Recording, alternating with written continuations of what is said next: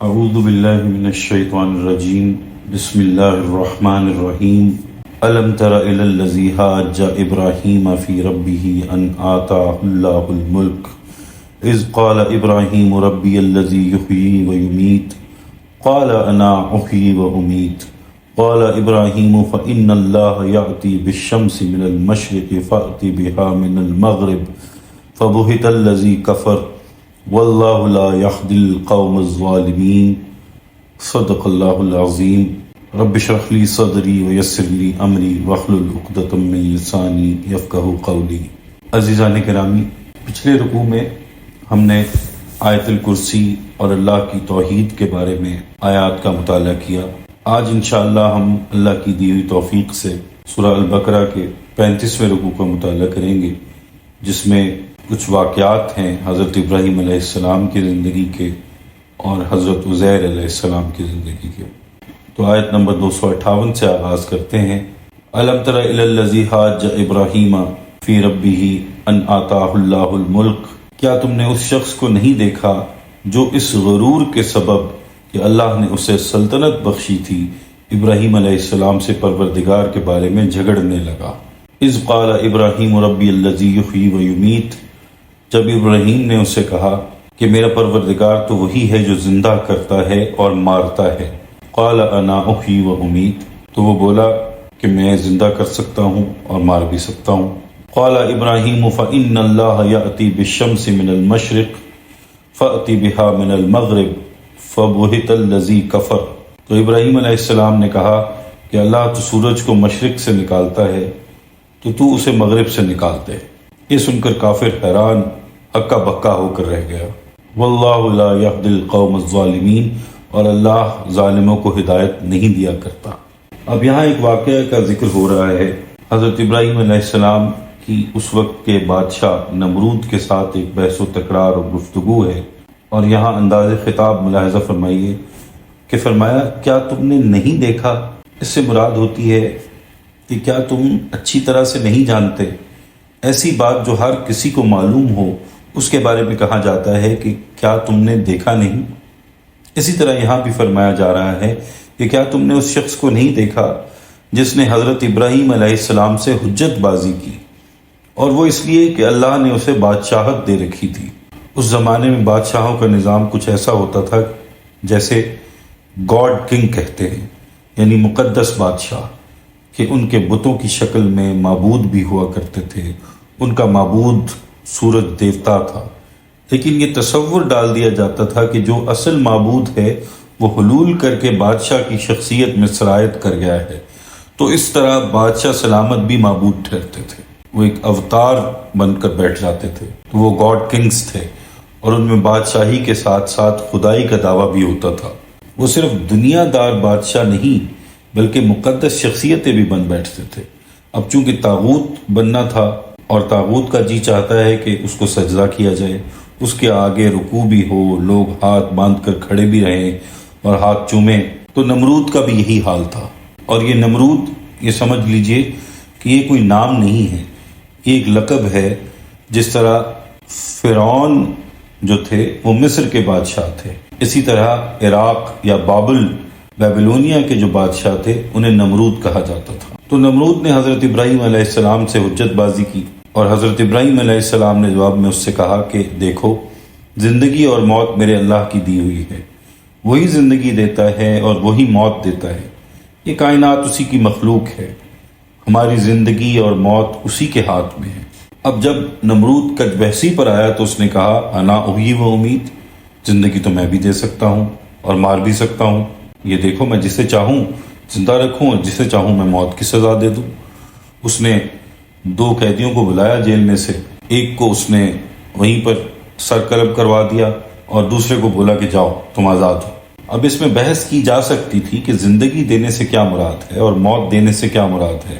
حضرت ابراہیم علیہ السلام اگر مناظر بازی پر آتے تو یہاں مورچہ لگاتے، یہاں بحث کی جا سکتی تھی، لیکن موضوع بدل دیا کہ اس طرح سوائے بحث مباحثے اور جدال کے کچھ حاصل نہیں ہوگا۔ تو ایک دم انداز بدل کر فرمانے لگے اچھا ایسا کرو، میرے پروردگار کی ایک اور قدرت بھی ہے کہ سورج کو مشرق سے نکالتا ہے اگر تم میں واقعی خدائی کی کوئی طاقت ہے اور واقعی تم سورج دیوتا کے اوتار ہو تو سورج کو مغرب سے نکال کے دکھا دو۔ تو وہ کافر مبہوت ہو کر رہ گیا، ہکا بکا ہو کر رہ گیا، یہاں اس کے پاس کوئی جواب نہیں تھا۔ لیکن اللہ تعالیٰ ظالم لوگوں کو ہدایت نہیں دیا کرتا، ہدایت ان لوگوں کو دیتا ہے جو ہدایت چاہنے والے ہوں، اور جو لوگ ہدایت سے منہ موڑنے والے اور ہدایت کو بائی پاس کرنے والے ہوں اللہ ان کو ہدایت کی توفیق نہیں دیتا۔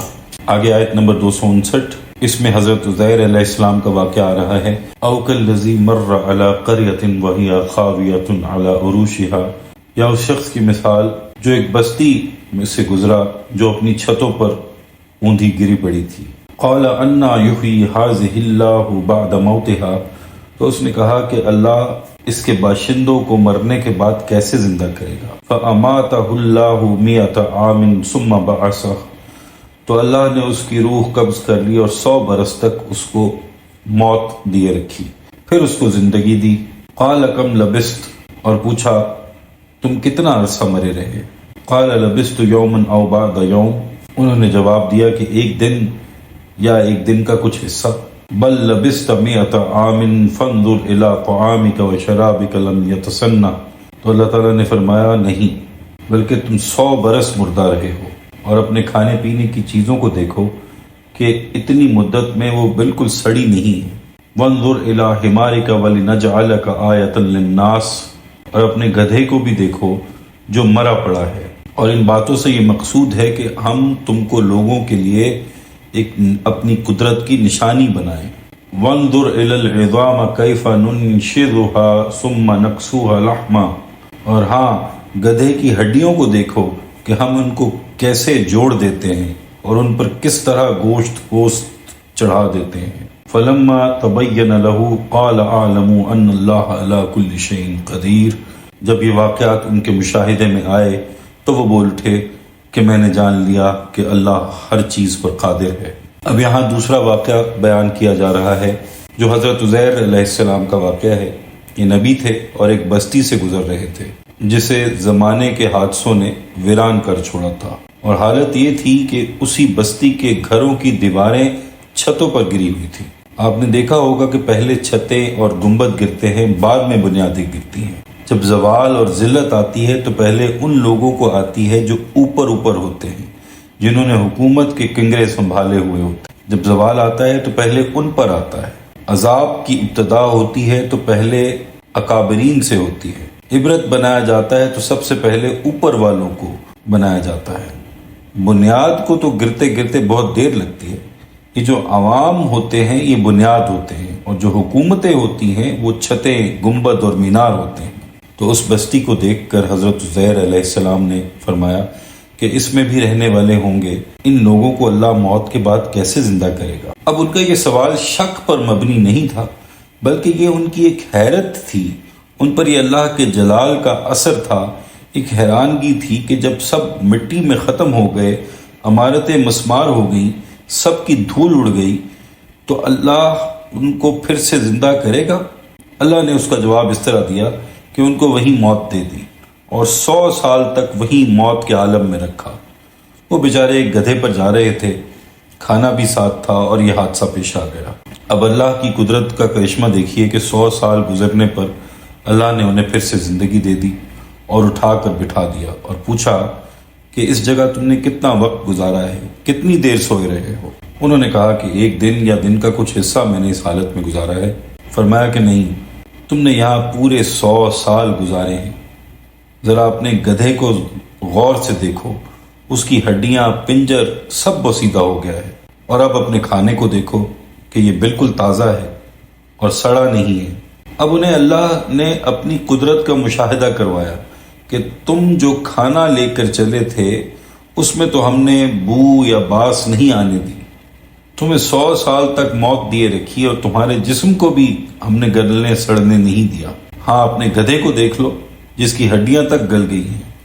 یہ ہم نے اس لیے کیا کہ ہم تمہیں لوگوں کے لیے ایک نشانی بنا دیں، تم لوگوں کو بتا سکو کہ یوں زندگی ہوتی ہے اور یوں موت ہوتی ہے، اور موت کے بعد جب چاہے اللہ اٹھا کر بٹھا دے۔ اور یہ اللہ کی قدرت ہے کہ 100 سال تک کھانے میں کوئی بو، کوئی باس نہیں آنے دی۔ 100 سال تک تمہارا جسم پڑا رہا اور گلنے سڑنے نہیں پایا۔ فرمایا آپ ذرا اپنے گدھے کو دیکھو کہ اس کی ہڈیوں پر ہم کس طرح گوشت پوست چڑھا دیتے ہیں۔ تو ان کے سامنے ہی گدھے پر وہی گوشت پوست اور کھال اللہ کے حکم سے آ گئی، اور فرمایا کہ ہم یوں کر دیا کرتے ہیں۔ اس پر تمہیں حیرت ہو رہی تھی، ہمارے لیے تو کوئی مشکل نہیں۔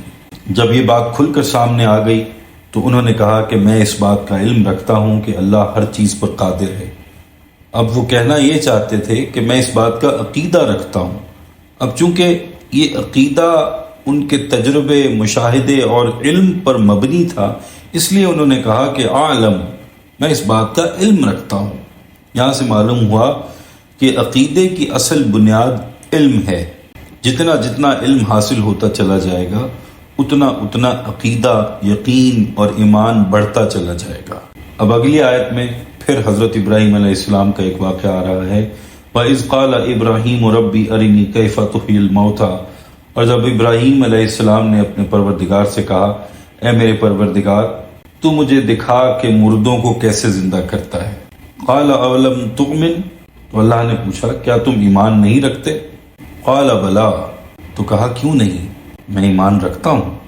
وَلَٰكِن لِيَطْمَئِنَّ قَلْبِي، لیکن یہ اس لیے کہ میرا دل مطمئن ہو جائے، اس لیے میں یہ سوال کر رہا ہوں۔ اور یہ نبیوں کا اللہ تعالیٰ سے معاملہ رہا ہے کہ اللہ تعالیٰ نے، کیونکہ نبیوں کے ذریعے امت کو، انسانیت کو پیغام پہنچانا ہوتا ہے، تو نبیوں کو اللہ تعالیٰ مشاہدات کرواتے ہیں۔ جیسے حضور اکرم صلی اللہ علیہ وسلم کو معراج کے موقع پر بلایا اور آسمانوں میں اللہ تعالیٰ نے اپنی حکومت کا، اپنے نظام کا مشاہدہ کروایا، تو اسی طرح حضرت ابراہیم علیہ السلام نے بھی سوال کیا۔ قَالَ فَخُذْ أَرْبَعَةً مِّنَ الطَّيْرِ فَصُرْهُنَّ إِلَيْكَ، تو اللہ تعالیٰ نے فرمایا کہ 4 پرندے پکڑ کر اپنے ساتھ ہلا لو، اپنے ساتھ ان کو مانوس کر لو۔ ثُمَّ اجْعَلَ كُلِّ جَبَلٍ مِّنْهُنَّ جُزْءًا ثُمَّ ادْعُوهُنَّ يَأْتِينَكَ سَعْيًا، اور جب وہ تمہارے ساتھ اچھی طرح مل جائیں، اچھی طرح مانوس ہو جائیں، پھر ان کا ایک ایک ٹکڑا ہر پہاڑ پر رکھ دو، پھر ان کو بلاؤ تو وہ تمہارے پاس دوڑتے چلے آئیں گے۔ وَاعْلَمْ أَنَّ اللَّهَ عَزِيزٌ حَكِيمٌ، اور جان رکھو کہ اللہ غالب اور صاحب حکمت ہے۔ اب یہاں حضرت ابراہیم علیہ السلام نے خواہش کا اظہار کیا کہ میں یہ جاننا چاہتا ہوں کہ اللہ موت کے بعد زندگی کیسے عطا کرے گا۔ پوچھا گیا کہ کیا تم ایمان نہیں رکھتے؟ تو انہوں نے کہا کہ ایمان تو میں رکھتا ہوں، بے شک رکھتا ہوں، لیکن یہ سوال اس لیے کر رہا ہوں کہ میرا دل مطمئن ہو جائے۔ میں دیکھنا چاہتا ہوں کہ یہ ہوگا کیسے۔ یہ تو جانتا ہوں کہ یہ ضرور ہوگا، لیکن ایک علمی تجسس اور حیرت ہے کہ آدمی مر کر مٹی میں مٹی ہو گیا، غبار بن گیا، اور اس کے ذرے اڑ گئے اور فضاؤں میں بکھر گئے، اور پھر اللہ کے حکم سے ویسے ہی انسان کھڑا ہوگا۔ اس پر حیرت ہوتی ہے کہ یہ ہوگا تو ضرور، مگر ہوگا کیسے؟ جب انسان مر جاتا ہے اور اسے مرے ہوئے 400-500 سال گزر جاتے ہیں تو اس کی ہڈیاں غبار بن جاتی ہیں۔ جب دوبارہ قبریں کھودی جاتی ہیں تو وہ غبار باہر کو آتا ہے اور اڑ جاتا ہے، ہزاروں میلوں میں پھیل جاتا ہے۔ کوئی ذرہ یہاں ہے، کوئی ذرہ 1000 میل پرے ہے۔ انسان کا تو یہ حشر ہو جاتا ہے۔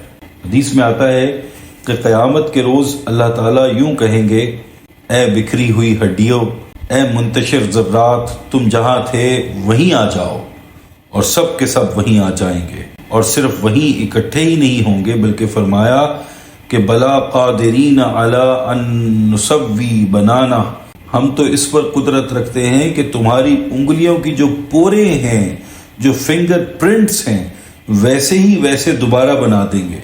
بالکل وہی کا وہی انسان دوبارہ کھڑا ہوگا، کوئی فرق نہیں آنے دیں گے۔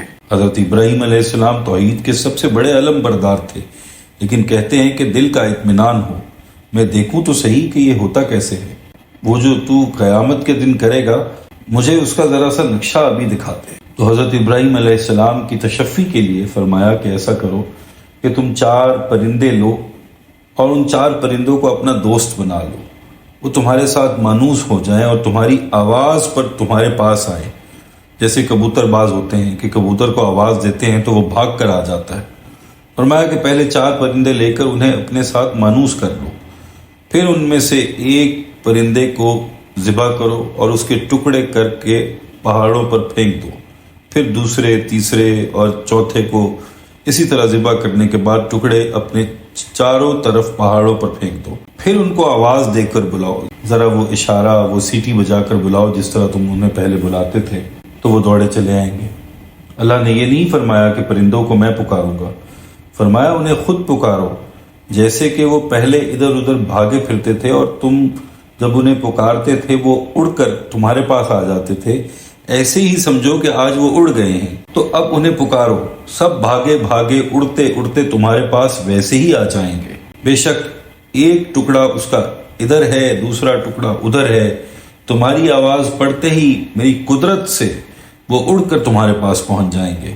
اور اے ابراہیم، اس بات کو جان لو کہ اللہ بہت زبردست ہے، بہت حکمت والا ہے، کسی کام کو کرتے ہوئے اسے کوئی دیر نہیں لگتی۔ یہ ہے اللہ کی قدرت۔ اور یہاں تکمیل ہوتی ہے سورہ البقرہ کے 35ویں رکوع کی۔ اللہ تعالیٰ سے دعا ہے کہ اللہ تعالیٰ قرآن پاک کی آیات کو سمجھنے، پڑھنے اور اسے دوسروں تک پہنچانے کی توفیق عطا فرمائے۔ اللہ تعالیٰ قرآن پاک کی آیات کے ذریعے ہمارے دلوں کا تزکیہ فرمائے۔ اللہ تعالیٰ ہم سب کے لیے آسانیاں پیدا فرمائے اور آسانیاں بانٹنے کی توفیق اور شرف عطا فرمائے۔ آمین یا رب العالمین۔